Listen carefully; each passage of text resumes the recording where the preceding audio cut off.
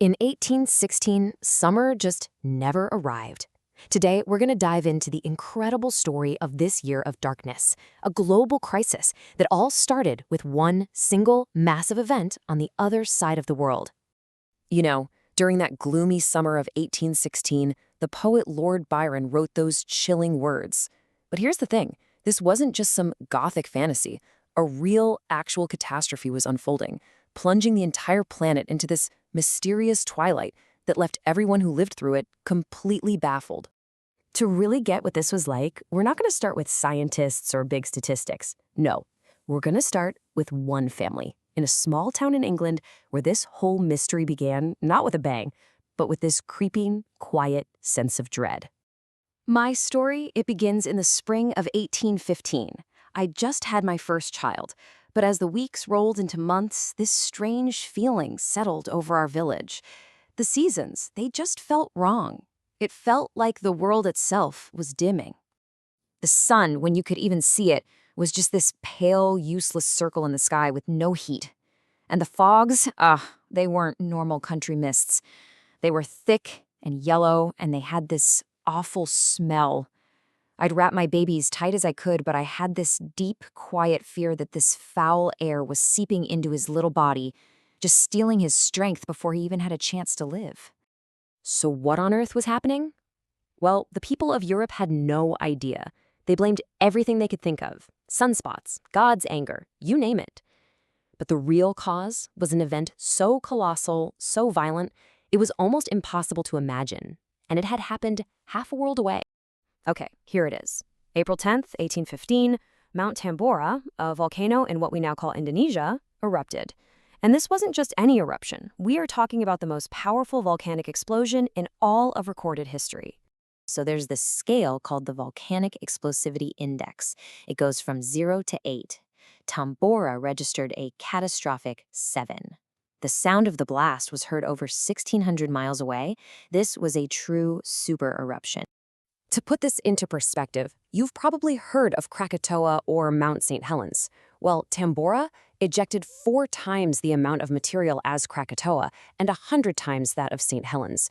The volcano literally blew its top right off.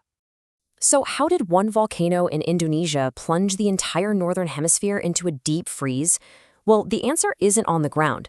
It's way, way up in the stratosphere. It's really a 3-step process. First, Tambora's massive plume blasted more than 50 million tons of sulfur dioxide gas high up into the stratosphere. Second, up there, the gas turned into tiny sulfate particles, aerosols, forming this fine, invisible veil that wrapped around the entire globe.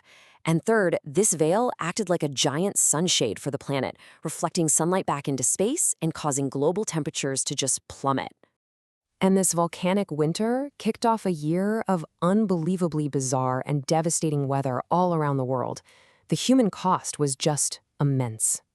You can tell just how bad it was by the grim nicknames people gave it. In America, they called it 1800 and froze to death. In Germany, it was known as the Year of the Beggar. Nobody knew what was causing it, but absolutely everyone felt the effect. Over in North America, the situation was just surreal. I mean, can you imagine waking up in June, the start of summer, to find your crops killed by a thick frost? A farmer in Vermont even noted it left this weird gray residue, which was actually the faint, settled remnants of Tambora's ash 14 months later. In Ireland, the non-stop cold and rain caused the potato crop to fail, which triggered a horrific famine. A priest wrote about families boiling grass just to have something to eat, and about children having the gray look of severe malnutrition. And make no mistake, this disaster was truly global. In India, the climate chaos made the summer monsoon fail. This led to drought and famine, and that created the perfect breeding ground for a new, deadly strain of cholera to emerge, a disease that would soon spread across the entire world. Which brings us right back to England and back to our young mother in Henbury. For her, these global events weren't some abstract thing. They were a daily, terrifying reality. The situation in the UK just spiraled. You had this chain reaction. The endless rain and cold led to total crop failure. That caused the price of bread and coal to absolutely skyrocket. Hunger turned into malnutrition, which then led to food riots. And in a weakened, desperate population, disease, especially typhus, ran wild. My days became a desperate fight for warmth. The price of coal was way more than we could afford. I'd spend hours just searching for scraps of damp wood, but it was never enough. My baby was always cold. His skin was cool to my touch. It was just this constant, gnawing worry. Simple chores became dangerous. The world was so dark, even at midday, that just a trip to the well felt treacherous. And at night, lying there in the cold, I'd listen to the coughs rattling from the houses nearby. That sound filled me with a terror that the yellow fog was more than just mist. It was a poison, slowly settling into my own child's precious lungs. And that fear was completely justified. In famine-stricken Ireland alone, the typhus epidemic that followed is estimated to have killed up to 100,000 people. You see, hunger and cold were the catalysts, but disease was the executioner. The year without a summer did eventually end, but the world it left behind was forever changed. The eruption of Mount Tambora cast a long shadow, with consequences that rippled out for decades to come. That cholera that began in Bengal, it became the first global pandemic. The gloomy, wet weather in Switzerland inspired Mary Shelley to write Frankenstein.